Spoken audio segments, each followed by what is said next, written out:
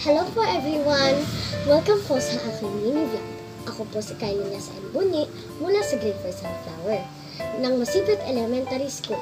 At ngayon, tuturuan ko kayo kung paano magsaing gamit ang rice cooker. Tara, simulan na natin. Una po, kailangan natin ng bigas at rice cooker. Ngayon naman po, tatakal tayo ng 1 cup ng bigas.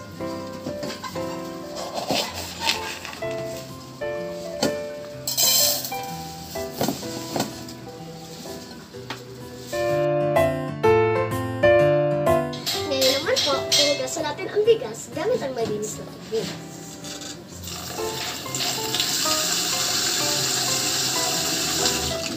At hahaluin po natin ito na dahan-dahan.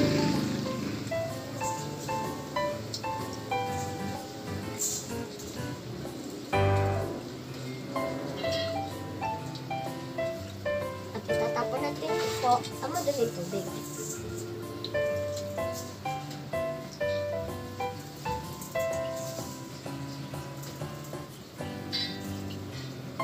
Uulitin natin po ito 2 hanggang 3 beses pag luminaw na ang tubig.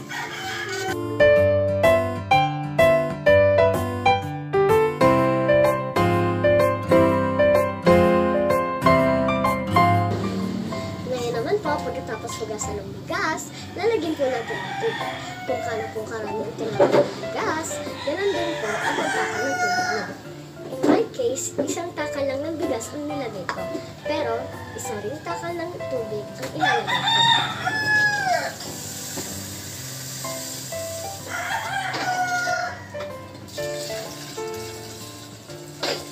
Kung wala po kayo measuring cup, pwede nyo din po gamitin ang daliri method.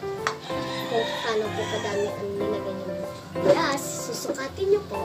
Kung ganun po ang sukat niya, dapat ganun din po ang sukat ng tubig. Tingnan natin kung tama ang sukat. Ganun po yan ha.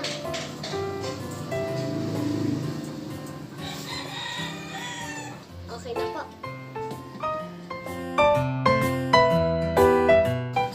Pagkatapos naman po, ilalagay po natin ang pot sa rice cooker. Pero bago po iyon, pupunasan muna natin po ang ilalim ng pot. Pagkatapos po nun, ilalagay po natin ang pot sa rice cooker at ilalagay rin po ang taklo. Pagkatapos po nun, pipindutin po ang cook na button. At hihintayin na lang natin po maluto ang kanin.